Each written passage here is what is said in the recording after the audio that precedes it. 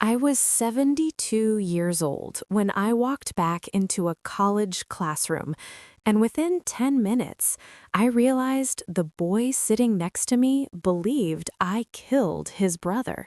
Not metaphorically, not emotionally, literally. He was my granddaughter's classmate, her blackmailer, and he had photos that could destroy her future. But that wasn't even the worst part. The worst part? 30 years ago, he might have had a reason to hate me. And if the truth came out, I wouldn't just lose my reputation. I'd lose my granddaughter, and maybe the last chance I had at redemption. And let me tell you something. When those automatic glass doors slid open, every insecurity I had been pretending didn't exist came marching in right beside me. Backpack on my shoulders, gray curls pinned up, orthopedic sneakers squeaking like they were announcing my arrival. The campus smelled like espresso and expensive shampoo, girls with glossy ponytails, boys with abs showing through t-shirts that cost more than my first mortgage payment back in '78, and me, Judith Harper, widow, retired nurse, Social Security collecting, casserole baking grandmother of 3. I could have stayed home, but here's the truth nobody likes to say out loud. When my husband, Frank, died 3 years ago, the house didn't just get quiet, it got suffocating. For 50 years, I was somebody's something. Frank's wife, the kid's mom, the dependable one, the strong one. And when the noise stopped, I realized something terrifying. I didn't know who Judith was anymore. So one night, after a glass of cheap red wine and a YouTube rabbit hole about reinventing yourself after 70, I applied to college. Psychology major. Because if I was going to understand why everyone else in my life had lost their minds at some point, I figured I should start with my own. Room 204. Intro to Behavioral Psychology. I walked in early because old people are always early. It's our toxic trait. The room slowly filled up with teenagers who looked like they were still learning how to do laundry. Some stared, some whispered. One girl actually said, "Is this the wrong room?" I smiled. "Nope, sweetheart, just the wrong century." She blinked. I sat down, front row, because if I was doing this, I was doing it all the way. That's when she walked in. My granddaughter, Emily. 19, sharp tongue, TikTok famous for something I still don't understand, blonde hair like sunshine, and an attitude that could cut glass. She froze when she saw me. "Grandma?" Her voice cracked like she'd seen a ghost. I waved. "Surprise!" The entire classroom turned to look at her. Her face went red. Not cute red, nuclear red. "What are you doing here?" she hissed, speed-walking to my desk. "I have class," I said calmly. No, you don't."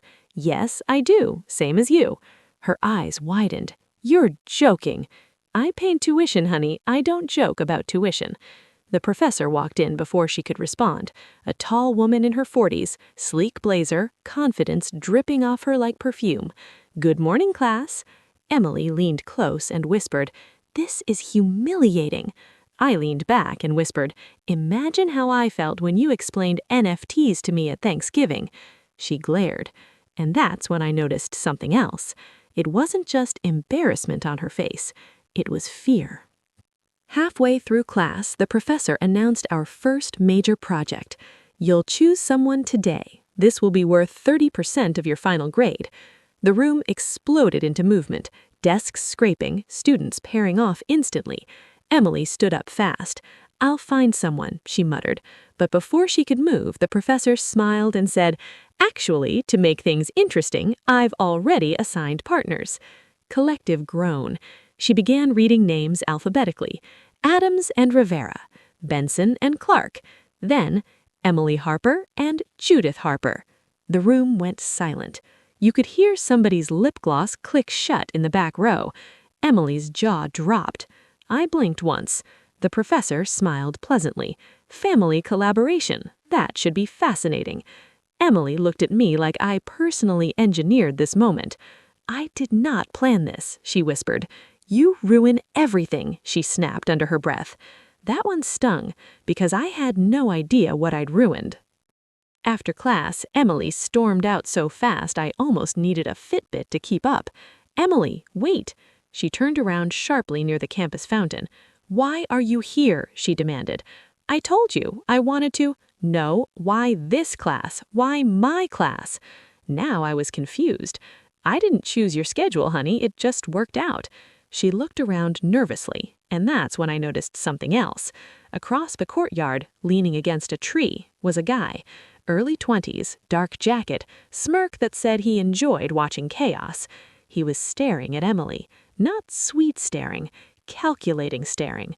When our eyes met, he didn't look away. He smiled, slowly, and something inside my 72-year-old gut twisted. Emily noticed me looking. "Don't," she said sharply. "Don't what?" "Just don't." "In what?" She swallowed. "It's nothing. Just stay out of it." Then she walked off. The guy pushed off the tree and followed her. Not too close, but not far enough. And that's when my nurse instincts, the same ones that told me when a patient wasn't just sick but in danger, kicked in. That wasn't nothing. That was a problem. Emily lives in the dorms, but she comes home for Sunday dinner. That night, she barely touched her food. Her phone kept lighting up. Buzz, buzz, buzz. She'd glance at it and flip it over. I pretended not to notice. Finally, I said casually, "Who's the tree guy?" She froze. "I don't know what you're talking about. The one staring at you like you owe me money." Her fork clattered onto the plate. "Grandma, please." "Please what?" "Just don't." Her voice wasn't angry now, it was shaking. I reached across the table and put my hand over hers. "Em, I may be old, but I'm not blind." She pulled her hand back gently. "It's handled."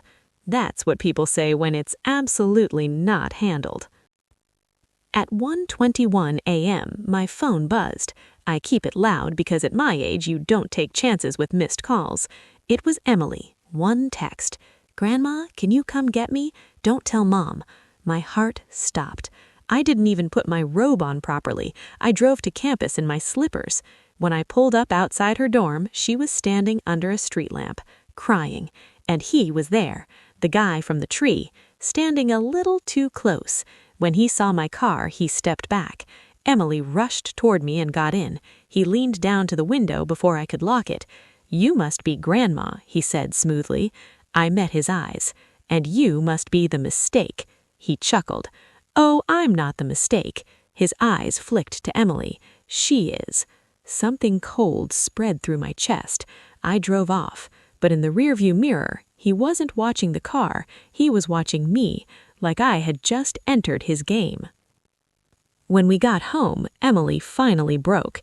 "He has pictures," she whispered. "What kind of pictures?" She hesitated, then said something that made my blood turn to ice. "He says if I don't do what he wants, he'll send them to the university." I went very still. "What does he want?" She looked at me, tears streaming. "He wants you." And just like that, at 72 years old, college wasn't the scariest thing I'd signed up for anymore. I didn't sleep that night. At 72, I don't sleep great anyway. Bladder, knees, memories, they all take turns waking you up. But this wasn't that kind of night. This was the kind where your mind replays a sentence over and over until it sounds like a threat carved into stone. He wants you. I sat at my kitchen table at 3:12 a.m., robe wrapped tight, staring at a cup of coffee I hadn't touched. Across from me, Emily looked small. Not 19, not bold, not TikTok confident. Small. "Start from the beginning," I said quietly. She rubbed her face. "His name is Tyler." Of course it was. Every villain under 25 is either a Tyler, a Logan, or a Braden. "He's in our class," she continued, "but he's not a freshman. He transferred this semester." That explained the eyes. Transfer students always look like they're measuring the room, trying to figure out where they fit, or where they can take advantage. "How did you meet him?" I asked. She hesitated. "At a party." I didn't flinch. I raised 3 kids in the 80s. I know what college parties are. "Okay. I didn't even like him, she rushed. He just wouldn't leave me alone. There it was, that pressure, that quiet insistence some men mistake for charm. And the pictures? I asked carefully. She swallowed hard. I was drunk. My jaw tightened, but I kept my voice steady. Did you consent to the photos? No, she snapped, then softer. I didn't even know he took them. My hands went ice cold. So he photographed you without permission. She nodded. And now he's blackmailing you. Another nod. What does he want from me? I asked. She shook her head. I don't know exactly. He just said, if you don't cooperate, he'll ruin both of us. Both of us. That's when it clicked. This wasn't about scandal. This was about leverage. I showed up to class early again. Not because I'm old, because I was hunting. Tyler walked in 5 minutes before lecture started. Dark hoodie, lazy swagger, that smirk like he'd already won something. He paused when he saw me sitting there alone. Then he walked over and dropped into the seat beside me. Morning, Judith, he said casually. Hearing my name on his lips felt wrong. Morning, Tyler, I replied. He leaned back in his chair. You know Emily, okay? I turned my head slowly. You tell me. He smiled, that slow, deliberate smile. You know, he said, lowering his voice, it's kinda cute you think you can protect her. Cute? I've delivered babies in emergency rooms. I've held hands while men flatlined. I've told wives their husbands weren't coming home. Cute wasn't in my vocabulary. What exactly do you want? I asked calmly. He tilted his head. A meeting? For what? To talk. You're talking now. He leaned closer. I prefer private conversations. My spine straightened. I don't. The professor walked in before he could respond, but as she started lecture, he slid a folded piece of paper onto my desk. I didn't open it until after class. It was an address and a time. 8 p.m., off campus. No witnesses. When I got home, Emily was pacing in the living room. He talked to you, didn't he? Yes. Her face went pale. Grandma, don't go. Why? Because he doesn't want money. That made me pause. What does he want then? She looked like she might throw up. He knows who you are. That sentence hit harder than anything else she'd said. What does that mean? He Googled you. So what? I'm not famous. I was a nurse for 40 years. I volunteered. I paid taxes. Then she said something I hadn't thought about in decades. He knows I didn't sleep that night. At 72, I don't sleep great anyway. Bladder, knees, memories, they all take turns waking you up. But this wasn't that kind of night. This was the kind where your mind replays a sentence over and over until it sounds like a threat carved into stone. He wants you. I sat at my kitchen table at 3:12 a.m., robe wrapped tight, staring at a cup of coffee I hadn't touched. Across from me, Emily looked small. Not 19, not bold, not TikTok confident. Small. Start from the beginning, I said quietly. She rubbed her face. His name is Tyler. Of course it was. Every villain under 25 is either a Tyler, a Logan, or a Braden. He's in our class, she continued, but he's not a freshman. He transferred this semester. That explained the eyes. Transfer students always look like they're measuring the room, trying to figure out where they fit, or where they can take advantage. How did you meet him? I asked. She hesitated. At a party. I didn't flinch. I raised 3 kids in the 80s. I know what college parties are. Okay. I didn't even like him, she rushed. He just wouldn't leave me alone. There it was, that pressure, that quiet insistence some men mistake for charm. And the pictures? I asked carefully. She swallowed hard. I was drunk. My jaw tightened, but I kept my voice steady. Did you consent to the photos? No, she snapped, then softer. I didn't even know he took them. My hands went ice cold. So he photographed you without permission. She nodded. And now he's blackmailing you. Another nod. What does he want from me? I asked. She shook her head. I don't know exactly. He just said, if you don't cooperate, he'll ruin both of us. Both of us. That's when it clicked. This wasn't about scandal. This was about leverage. I showed up to class early again. Not because I'm old, because I was hunting. Tyler walked in 5 minutes before lecture started. Dark hoodie, lazy swagger, that smirk like he'd already won something. He paused when he saw me sitting there alone. Then he walked over and dropped into the seat beside me. "Morning, Judith," he said casually. Hearing my name on his lips felt wrong. "Morning, Tyler," I replied. He leaned back in his chair. "You know Emily, okay?" I turned my head slowly. "You tell me." He smiled, that slow, deliberate smile. "You know," he said, lowering his voice, "it's kinda cute you think you can protect her." Cute? I've delivered babies in emergency rooms. I've held hands while men flatlined. I've told wives their husbands weren't coming home. Cute wasn't in my vocabulary. "What exactly do you want?" I asked calmly. He tilted his head. "A meeting? For what?" "To talk." "You're talking now." He leaned closer. "I prefer private conversations." My spine straightened. "I don't." The professor walked in before he could respond, but as she started lecture, he slid a folded piece of paper onto my desk. I didn't open it until after class. It was an address and a time. 8 p.m., off campus. No witnesses. When I got home, Emily was pacing in the living room. "He talked to you, didn't he?" "Yes." Her face went pale.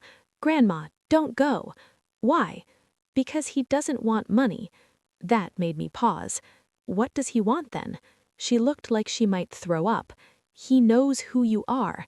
That sentence hit harder than anything else she'd said. What does that mean? "He Googled you." So what? I'm not famous. I was a nurse for 40 years. I volunteered. I paid taxes. Then she said something I hadn't thought about in decades. "He knows about the lawsuit." The room went silent. Oh, that lawsuit. 30 years ago. A malpractice case. One that nearly destroyed my career. One that was dismissed, but not before my name hit headlines for 6 brutal months. I hadn't thought about it in years. Apparently, Tyler had. "He thinks you covered something up," Emily whispered. "He said if he can prove it, he'll ruin both of us." I stared at her. Prove what? I don't know. But I did. There was a patient, a teenage boy, complications during surgery, a mistake. Not mine, but I signed the chart, because the surgeon panicked, and I thought I was protecting the hospital. The case was settled quietly. I kept my license, but I never forgot the mother's scream in that hallway. Tyler wasn't just blackmailing Emily, he was digging into my past. I put on lipstick, not for him, for me. If I was walking into a confrontation, I was doing it looking like I ran the room. Emily grabbed my arm at the door. "Please don't." I cupped her face. "I survived childbirth in 1979 without an epidural. I can handle a college boy with Wi-Fi." She almost smiled. Almost. The address led to a small coffee shop near campus, public enough to avoid stupidity, private enough for whispers. Tyler was already there, laptop open, waiting. He turned the laptop toward me. "Right on time." "I value punctuality," I replied, sitting down. He turned the laptop toward me.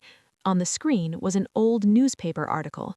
My face, 30 years younger, headline bold, "Nurse implicated in surgical negligence case." My stomach clenched. "You were involved in something serious," he said lightly. "Involved doesn't mean guilty." He shrugged. "Public opinion doesn't care about that." He clicked again. Photos appeared. Emily, blurry but recognizable, drunk. "You want to know what really happened? Fine. But understand something first. Memory is a tricky thing. It softens the edges. It edits out the parts that hurt too much. but there are certain nights your brain preserves in high definition, whether you like it or not. October 14th. Rain slamming against hospital windows. Emergency surgery. 17-year-old male, internal bleeding from a car accident. His name was Daniel Mercer, Tyler's brother. I was 39 years old, head nurse, 20 years into my career, confident, respected, tired, but sharp. Daniel came in pale, barely conscious. His mother was gripping his hand so tight I thought she might break his fingers. "Save my baby," she kept saying. I've heard that sentence more times than I can count. It never gets easier. The surgeon on call that night was Dr. Keller. Brilliant hands, terrible under pressure. Daniel's vitals were unstable before we even started. Blood pressure dropping, internal bleeding worse than the scans showed. We moved fast. Too fast. That's the truth. At one point, Dr. Keller asked for a clamp. I handed it to him. He hesitated. Just for a second. But in surgery, 1 second can become a lifetime. He clamped the wrong vessel. Daniel's heart rate spiked, then crashed. Alarms exploded in the room. Charge. We shocked him once, twice, 3 times. Flatline. The kind of silence that follows a flatline isn't quiet. It's suffocating. Dr. Keller stepped back first. He started. Then he stopped and looked at me, not at the monitor, at me. "You signed the chart earlier," he said. It wasn't a question, it was strategy. I stared at him. "You were supervising intake." My stomach dropped. "I assisted," I said carefully. He lowered his voice. "If this gets reviewed, they'll ask why the chart wasn't flagged sooner." Flagged? For what? Daniel had internal injuries. We followed protocol. But hospitals don't survive lawsuits on protocol. They survive on paperwork. And someone has to be the paperwork. I was the one who walked out to Daniel's mother. Her eyes searched my face before I even spoke. You can always tell they know. "I'm so sorry," I said. She collapsed. Screamed. Not loud. Deep. Animal. It echoed down that hallway in a way that still wakes me up some nights. Tyler wasn't there. He was 13 at the time, I later learned. At home. Waiting. The lawsuit came 3 months later. Negligence. Improper surgical procedure. Documentation irregularities. That's where my name came in. Because yes, I signed the intake chart. Yes, I documented vitals. Yes, I was the senior nurse in the room. But I did not clamp that vessel. Still, when lawyers circle, they don't care who held the instrument. They care who can't afford the better attorney. Dr. Keller had a legal team by noon. I had hospital representation, which means I had representation for the hospital, not for me. The case settled quietly. No admission of guilt. But the headlines still printed. Nurse implicated. Not surgeon. Not hospital. Nurse. I kept my license, but something in me changed. I left surgical nursing within the year, transferred departments, smiled through it, pretended I wasn't carrying a weight that never got lighter. Tyler watched my face carefully as I finished speaking. We were still in that coffee shop, still across from each other. "You expect me to believe that?" he asked. "It's the truth. My mom said the nurse ignored warning signs. I didn't. She said someone altered the chart. I didn't." His jaw tightened. "You're protecting him." "Dr. Keller?" I said. "He retired to Florida 15 years ago. Trust me, I owe him nothing." Tyler studied me like he was trying to find cracks. "You're lying." I leaned forward. "No, I was loyal. There's a difference." He didn't respond to that, because he knew exactly what I meant. Loyalty can look a lot like guilt from the outside. "What do you actually want?" I asked him again. "Justice." "No," I said calmly. "You want control." His eyes darkened. "You think you're so wise. I think you're angry, and you deserve to be. But blackmailing my granddaughter isn't justice, it's cowardice." He slammed his laptop shut. "You don't get to judge me." "I'm not judging you," I said softly. "I'm recognizing you." That threw him. Because anger recognizes anger, and I saw it. He stood up abruptly. Midterm presentations are in 2 weeks. If I don't get what I want before then, the photos go public. And if you do get what you want? I asked. He hesitated. Maybe. I hate maybes. That night, I couldn't shake a thought. If Tyler truly believed I was responsible, why go through Emily? Why not expose me directly? Why the manipulation? Why the theatrics? Unless he didn't have proof. He was fishing, testing, trying to make me panic into confessing something that didn't exist. And here's the problem with revenge fueled by grief. It doesn't care about facts. It just wants someone to bleed. The next morning, I did something I hadn't done in 20 years. I called Dr. Keller. It took some digging. Retired surgeons aren't exactly public figures, but I found him. He answered on the 3rd ring. Hello? Silence hung between us. Dr. Keller, I said finally, this is Judith Harper. Long pause. Judith. He sounded older, weaker. You remember Daniel Mercer? Another pause. Yes. His brother is in my college class. That got his attention. What does he want? Blood, I said plainly. Keller exhaled slowly. That case was closed. Was it? Or was it buried? Silence. And in that silence, I heard something I hadn't heard in 30 years. Guilt. After we hung up, I stood in my kitchen staring at nothing. Because Dr. Keller had said one thing before ending the call. One sentence. Quiet. Uneasy. He'd said, there was something in that file, something I never told the lawyers. My pulse quickened. What? I asked. But he wouldn't say over the phone. Meet me, he said. In person. And suddenly, this wasn't just about blackmail anymore. This was about the possibility that, 30 years ago, the truth was never fully told. And if that truth surfaces now, it won't just destroy Tyler. It might finally destroy me. I flew to Florida 2 days later. 72 years old, economy seat, knees screaming, heart racing like I was about to testify in court again. Emily thought I was visiting an old friend. Technically, that wasn't a lie. Dr. Keller lived in a gated retirement community that smelled like sunscreen and regret. Palm trees, golf carts, too much quiet. He answered the door slower than I remembered. Older, thinner. The confidence that used to radiate off him like heat, gone. Judith, he said softly. Alan, I replied. We didn't hug. Some history doesn't allow that. We sat at his kitchen table. He didn't offer coffee. That alone told me this wasn't a social call. He reached into a drawer and pulled out a thick manila envelope. Yellowed. Creased. 30 years of weight in one stack of paper. I kept copies, he said. Of what? Everything. He slid the envelope toward me. My hands didn't shake when I opened it. I've trained them not to. Inside were surgical notes. Original notes. Not the finalized chart that went to legal. And there it was. A line scratched out. Time of clamp placement, 9:42 p.m. Corrected to 9:39 p.m. 3 minutes. 3 minutes that changed everything. I looked up slowly. You adjusted the time. He nodded once. He was crashing before I clamped, he said quietly.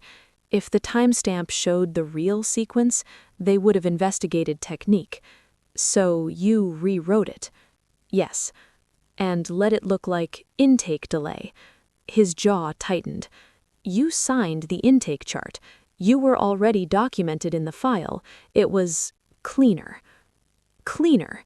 I almost laughed. Cleaner for who? I asked. For the hospital. Not for Daniel. Not for his mother. Not for me. I kept flipping through the pages. Then I saw something else. Toxicology. I frowned. Daniel had alcohol in his system? Dr. Keller nodded. Above legal limit. He was 17. Yes. The room went quiet. He wasn't just in a car accident. He was driving drunk. That hit different. Tyler believed his brother was a victim of pure medical negligence, but the truth was layered, complicated, messy, just like life. If that had gone public, Keller continued, the family's lawsuit would have weakened. So legal buried it. Yes. I stared at him. So you altered a timestamp to avoid scrutiny, while the hospital buried toxicology to avoid public backlash? He nodded. Nobody in that scenario walked away clean, least of all me. Because I suspected. I remember seeing the numbers. I remember thinking it was strange they never came up in court, and I remember choosing not to ask, because I was tired, because I wanted it over, because survival sometimes looks like silence. On my flight home, I stared at the clouds and thought about Tyler. He grew up believing the system murdered his brother. He wasn't entirely wrong, but he wasn't entirely right either. Grief simplifies things. Reality complicates them. When I landed, my phone had 12 missed calls, all from Emily. My stomach dropped. I called her back immediately. She answered on the first ring. "Grandma, he posted something." Ice flooded my veins. "What?" "A thread, on the student forum, about you." I drove straight to campus. When I walked into the courtyard, I felt it. The shift. The stairs. Whispers. Phones angled slightly in my direction. Tyler stood near the fountain, waiting. I walked right up to him. "You're early," he said. "You're sloppy." His smile faltered. "I haven't released the pictures yet, but you wanted to scare me." He shrugged. "Is it working?" I stepped closer. "You don't want justice, you want spectacle." His jaw tightened. "You think you're smarter than me." "No," I said calmly. "I think you don't have the full story." His eyes flickered. That got him. "Daniel was driving drunk," I said quietly. "That's a lie. It's in the toxicology report." "You're making that up." "Am I?" He stepped back. "You're trying to smear him. I'm trying to tell you the truth." He shook his head violently. "My mom would have told me." Would she? Or would she protect the memory of her son? That hit. Hard. Because parents rewrite tragedy to survive it. I know. I've done it. He was breathing fast now. "You altered records," he snapped. "Yes." He froze. I didn't look away. I signed off on paperwork knowing it didn't reflect the full timeline. I didn't clamp the vessel, but I didn't fight hard enough when it was rewritten. Silence.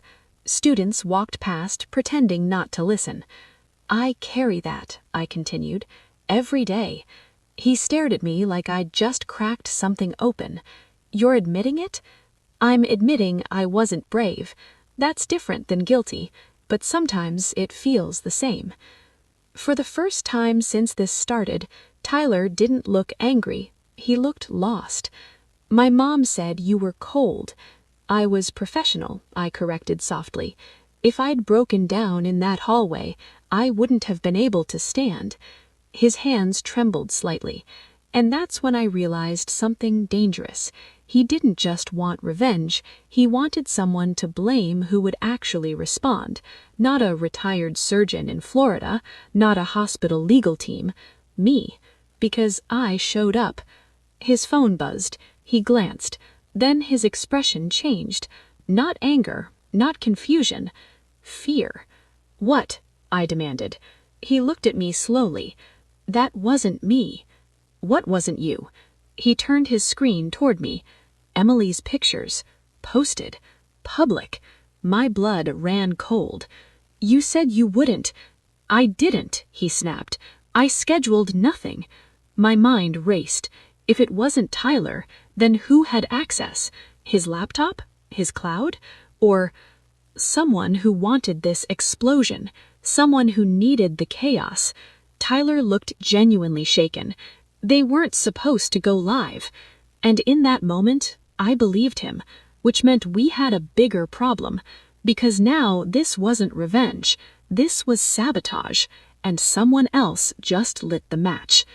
Emily's phone started blowing up across campus, notifications flooding in, screenshots spreading.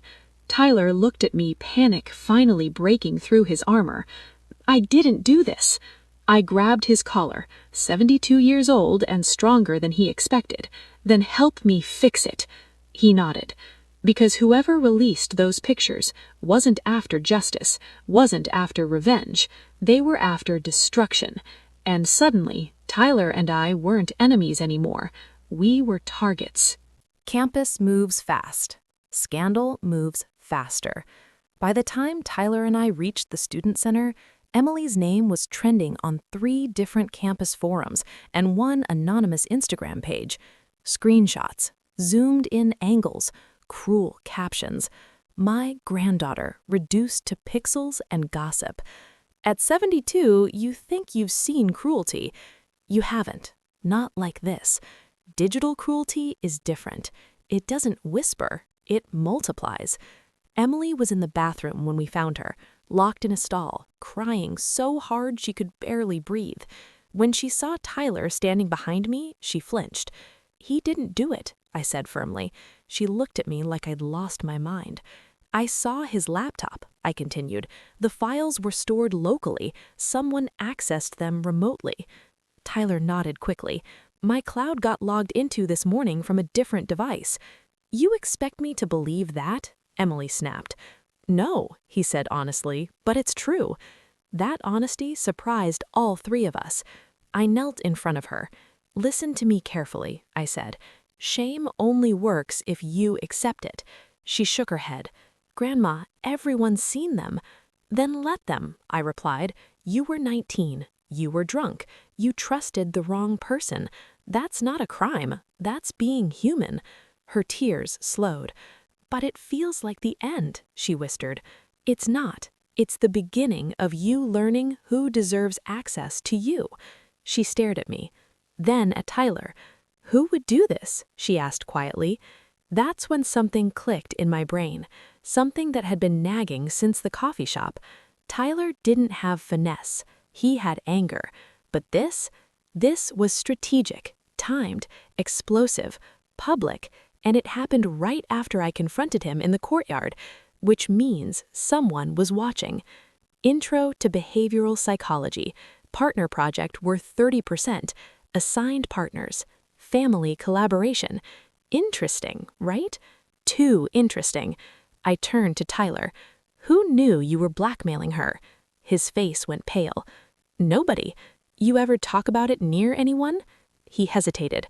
"My roommate overheard a phone call once." "What's his name?" "Evan." "And?" "He's in our class." My stomach tightened. "Evan what?" "Evan Keller." The name hit like a slap. Keller. I went still. "Spell that." He did. Same last name, different first name. Too coincidental. I didn't believe in coincidence anymore. We found Evan in the library. Calm, focused, like nothing in the world was on fire. Tall, polished, sharp eyes. When he saw Tyler and me walking toward him together, he smiled slightly. "Well," he said, "this is interesting." "You accessed Tyler's cloud," I said flatly. He didn't even pretend to be confused. "I don't know what you're talking about." "You're smarter than that," I replied. Tyler stepped forward. "You knew about the files." Evan leaned back in his chair. "Everybody knew something was coming," he said lightly. "You're not subtle." My chest tightened. "You wanted this public," I said slowly. Evan's smile widened just a little. "Secrets rot. Better to air them out." I stared at him. "Keller," I said quietly. "Any relation to Dr. Alan Keller?" There it was, the flicker, gone in half a second. "My uncle," he said. The room shifted. Tyler looked between us. "What?" Evan stood up calmly. "My uncle's career was nearly destroyed because of that case," he said, looking directly at me. "He lost surgical privileges for 2 years. He was forced into early retirement. You think he walked away untouched?" My pulse pounded in my ears. "This wasn't about revenge for Daniel," I said. Evan shrugged. "Tyler was convenient." Tyler looked like someone had punched him in the ribs. You used me? He whispered. You were emotional, Evans said coolly. Predictable. My stomach turned. You leaked the photos, I said. I accelerated the inevitable, he corrected. You humiliated a 19-year-old girl. I exposed hypocrisy, he replied smoothly. Your generation hides mistakes. Ours doesn't. That arrogance, that self-righteousness, I've seen it before. It's dangerous because it believes it's moral. You orchestrated the partner assignment, I said suddenly. Evan didn't answer, but he didn't deny it either. My professor trusts my judgment, he said carefully. I suggested it would be academically fascinating. My blood ran cold. You cornered me. You buried truth, he said. My uncle paid for it. Daniel paid for it. It's time everyone paid. Tyler stepped back slowly.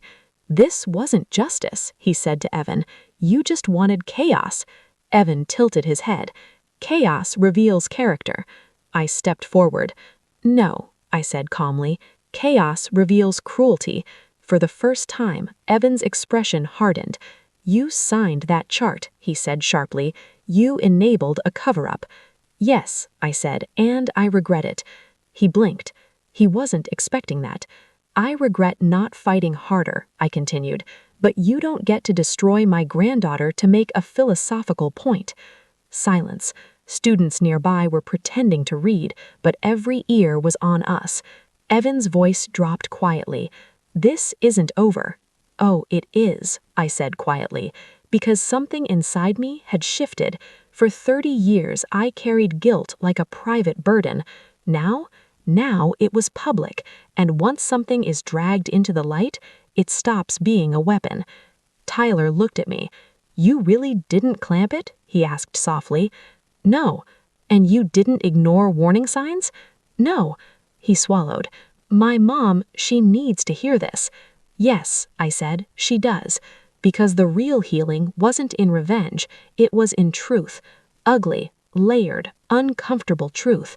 Evan watched us both, jaw tight. You think this makes you heroes? He said. No, I replied.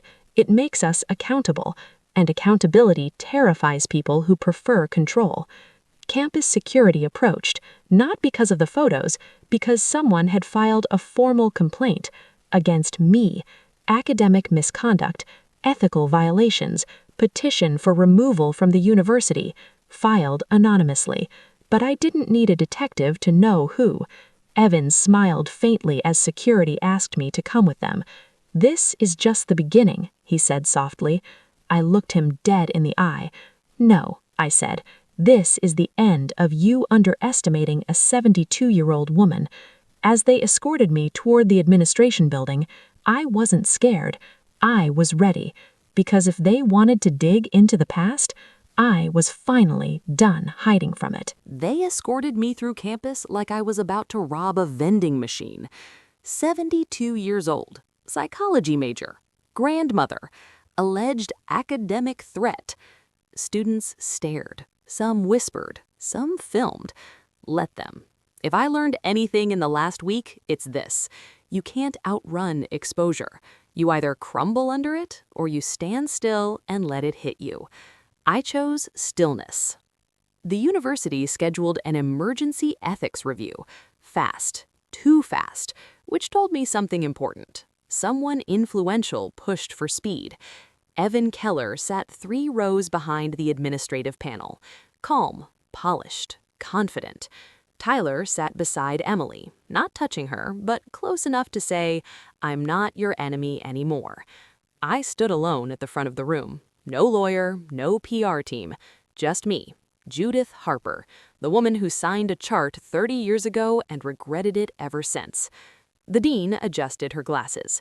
Mrs. Harper, she began, serious allegations have surfaced regarding your professional history and your conduct on campus. I nodded. Yes. Evan's eyebrows twitched slightly. He expected denial, deflection, fear, not agreement. You acknowledge the past malpractice controversy? The dean pressed. I acknowledge I was part of a flawed system, I replied calmly, and that I made choices rooted in loyalty instead of courage. The room shifted. Accountability does that. It makes people uncomfortable because it removes the drama. The dean leaned forward. Are you saying you falsified records? No, I said evenly. I'm saying I failed to challenge someone who did. Silence. Honest. Measured. Unshaken. That's power. Then the doors opened, and she walked in, Daniel Mercer's mother. Older now, grief carved into her posture. Tyler stood immediately. Mom. She didn't look at him. She looked at me, and for 30 years I imagined this moment, in nightmares, in guilt-soaked flashbacks, but reality was quieter. She walked slowly to the front. I asked to speak, she said. The dean nodded cautiously. She turned toward the panel. I received the full file yesterday. My breath caught. Full file, meaning Keller finally did what he should have done decades ago. She continued, my son was driving drunk. The words cracked but didn't break. I didn't know. The hospital buried it to avoid public scandal. I buried it in my mind because I couldn't survive blaming him. Tyler looked like the floor disappeared under him. I needed someone else to blame, she whispered. Then she looked at me. You weren't perfect. No, I said softly, but you didn't kill my son. The room went still. Evan's confidence finally fractured, just slightly. She continued. The surgeon altered timestamps. The hospital negotiated silence, and grief made monsters out of all of us. Her eyes flicked to Evan, and that's when I understood. She knew about him, about the manipulation, about the photos, because truth travels fast once it's no longer chained. The dean turned toward Evan. Mr. Keller, we've received evidence of unauthorized access to private student data. Evan stood abruptly. That's irrelevant to her. It's not, the dean cut in sharply. Tyler spoke next, clear, steady. He used me, he said. He accessed my account remotely. Emily squeezed his hand this time. Small gesture, big shift. Evan looked around the room like it had betrayed him. He laughed once, sharp. You think this ends well for you? I met his eyes. It already has. Because I wasn't hiding anymore. And when you're not hiding, threats lose oxygen. After an hour of deliberation, the panel returned. Findings: no academic misconduct on my part. Formal disciplinary action against Evan Keller for data violation and harassment.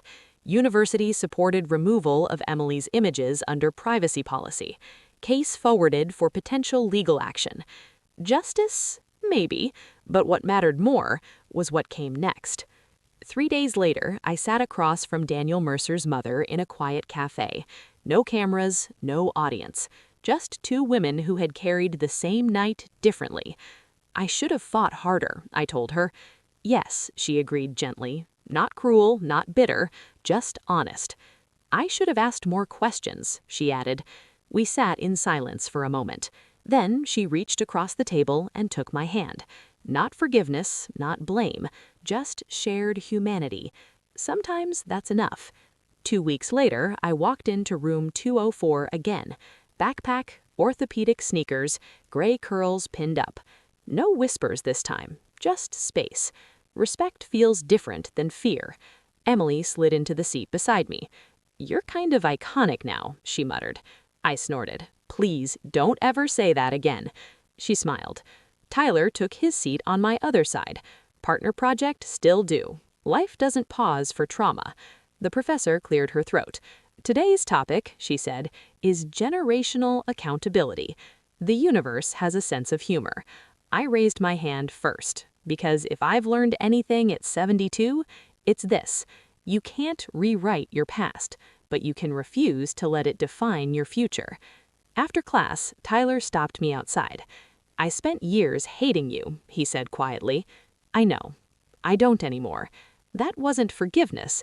It was release. Emily looped her arm through mine. Ready to go home, Grandma? I looked back at the campus, at the doors that once intimidated me, at the courtyard that turned into a battlefield, and I smiled. No, I said. I've got studying to do. Because at 72, I didn't come back to college to relive the past. I came back to finally face it. And this time, I'm not afraid of the light.